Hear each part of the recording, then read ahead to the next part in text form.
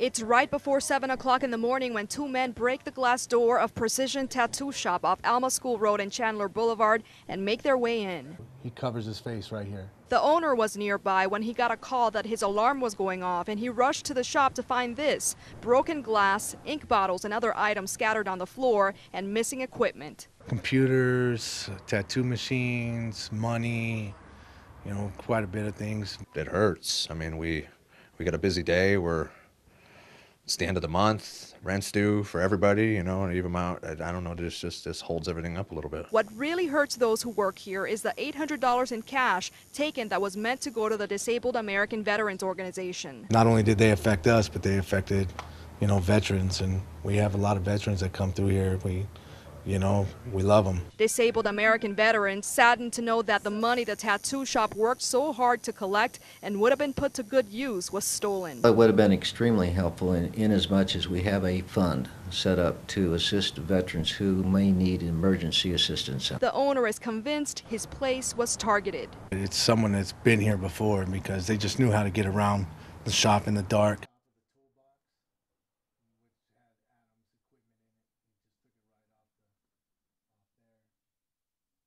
Rob Schumacher is a photographer here for 12 News, AZ Central, and the Arizona Republic.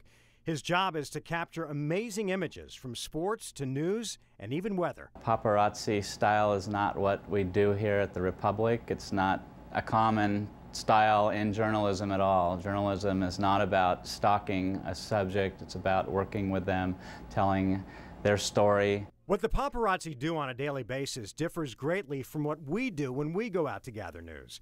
We use a lot of the same gear, but for very different purposes. The lens that was used to shoot these photos apparently was a 600mm lens with a doubler on it, which extends it to a 1200mm lens. I use that lens occasionally for sports. I used it at the Olympics to photograph Michael Phelps. But seeing is believing, so we wanted to show you just how amazing the zoom on these cameras really are. A 600mm lens with a double zoom attachment can take an image that's 2 meters or roughly 6 feet from approximately 2,045 feet away and get an incredibly close shot. So we decided to use the E on the side of Chase Field as our 2-meter object and use 3 different cameras to show you the different zoom capacities. The average digital camera like the Canon PowerShot comes with a 28mm lens. You can see the zoom is not very efficient and you lose a lot of quality. The second camera we used is the Sony XD Cam that we use every day when we go to gather news. It comes with an 82mm lens. When we zoomed in all the way, you can see the E and the quality is much better. But when we use our digital editing to zoom into a decent shot, it loses a lot of its quality. Then we used one of our Republic photojournalist cameras, a 600mm with a double zoom attachment. You can see the image is amazingly clear. With a little digital editing, we can crop and zoom and we have an almost crystal clear image of the E. The paparazzi claim the couple were exposed in public view, but that doesn't satisfy the royal family. I understand the frustration of the royals being constantly pursued by paparazzi, but the situation is that don't do anything you don't want to be photographed. Oh, this is great. This is a palace. It's 15,000 seats of baseball. The brick wall behind home plate, the green arches, even the old clock on the scoreboard. It's Wrigley in the Southwest. Been watching it go up for like the last year, so it's been crazy watching it turn from the golf course to the stadium. The Cubs are moving from the outdated and out of the way Ho-Ho-Com Stadium to the brand new digs by the freeway. That project took more than a year, converting Riverview Park into a baseball wonderland. We never went to this park, and so when they said they were putting this in, we got pretty excited because we knew it would upgrade the area too. That's the hope. The city of Mesa estimates the new stadium will bring in about $115 million in revenue. It'll push visitors to Mesa Riverview and businesses there. It even brought in businesses from Chicago, the hot dog chain Portillo's. Well, this is what we needed here in Mesa.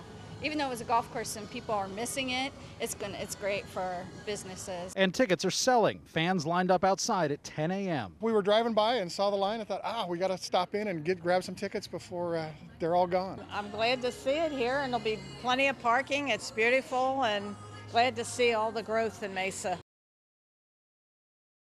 On his Twitter page, Keith Jenkins calls himself an average guy living an average life. Keith, what just happened?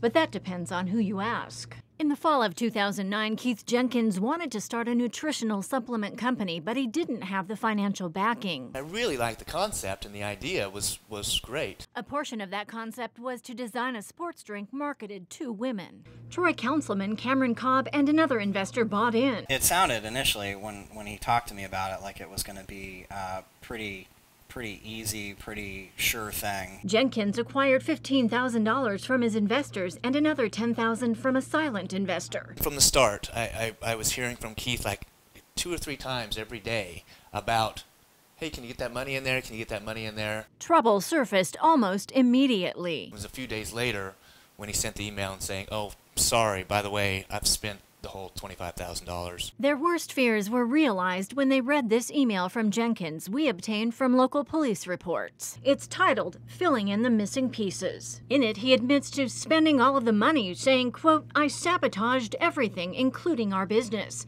The bottom line is, I screwed you guys. He writes that his misuse of the funds wasn't intentional, but that he had been depressed and embarked on a self-destructive path for which he is now deeply sorry. He's very good at believing or making you believe he is the victim of a crime. Jenkins has given signed promissory notes to his investors, agreeing to pay them back with interest in monthly payments beginning in July 2010, ending July 1st, 2011. But so far, they say they haven't seen a penny. And when they turned up the heat threatening to sue, Jenkins sends another email, vowing he won't go down without a fight. He warns they'll spend more in legal fees than they invested in the company and wishes them good luck. Our investigation has revealed Jenkins is living large, dining in fine restaurants, drinking at hot spots in Scottsdale, sake bombs at Sapporo, Mabel's on Main, the White House, and Manhattan's at this cigar bar. He gloats about his lavish lifestyle on his Twitter page. He's trying to live a Scottsdale lifestyle. It's got to catch up to him sometime. His investors have gone to police. The allegation now is that Mr. Jenkins really did not have a business, did not start a business, but rather took this victim's money, indicating to him that he was going to start a business, but really just ran off with the money. Phoenix and Scottsdale police are trying to figure out if Jenkins used their money as a personal piggy bank and whether to criminally charge him. For weeks, we tried to track down Keith Jenkins, but he never seems to stay in one place for very long. When he found out 12 News was investigating him, we got a statement from a public relations firm. Jenkins says, quote, I attempted to resolve the dispute with the other members of the company, and they rejected those efforts. He goes on to say, quote, if there was merit to their hollow accusations, they could have brought legal action, but they have never even attempted to do so. His accusers are left wondering what could have been. In retrospect, when you look back and you think about him, you think, well, I should have known. Mr. Castro, people want answers. Now is your chance to give them those answers. Are you a con artist? Meet the Castros. Rodney and his wife Robin are the founders of the Helping Create Hope Foundation, a charity that supposedly helps foster children. Before Rodney began his philanthropic endeavors, criminal records obtained by 12 News show he's a career criminal, in and out of jails and prisons for 20 years. He's currently on probation for fraud-related convictions in California. Mr. Castro, where is the money? A lot of people want answers.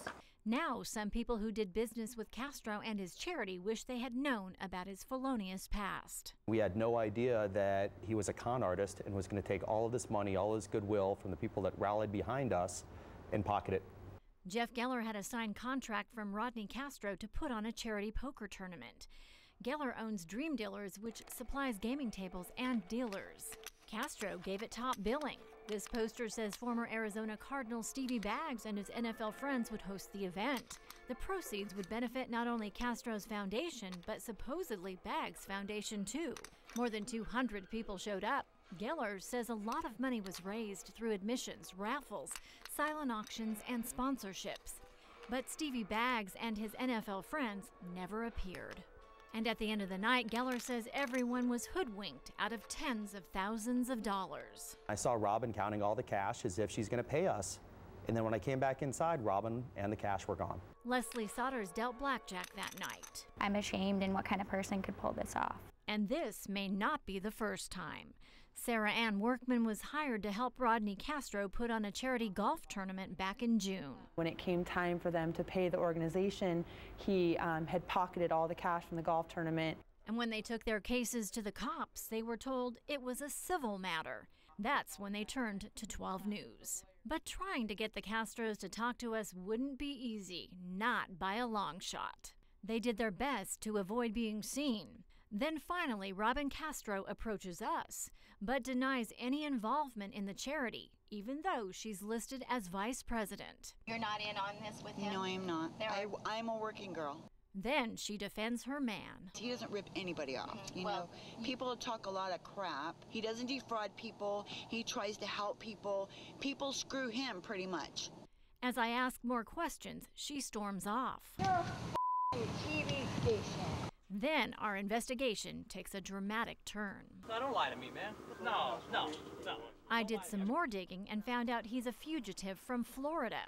While he was able to evade our cameras and dodge our calls for weeks, he couldn't escape the U.S. Marshals, and we were there for the arrest. Robin Castro, I'm 12 News. You're accused of ripping off a lot of people. What do you have to say about your actions? You call my attorney. Mr. Castro, are you operating a bogus charity? Contact my attorney. No comment. Done. I'm not talking no more. Where is the money that was taken? It's not fair that you have me handcuffed and let her just jump in my face like this. People want answers. Have a now nice is your day. time. I tried one more time. You're raising my blood pressure. Next, they're going to call an ambulance for me because you're now starting to agitate me. And as her husband was waiting to be taken to jail, Robin Castro had only this to say. Your husband said you went home with all of the money. Rodney's good at lying. Okay, so go away. Leave me alone.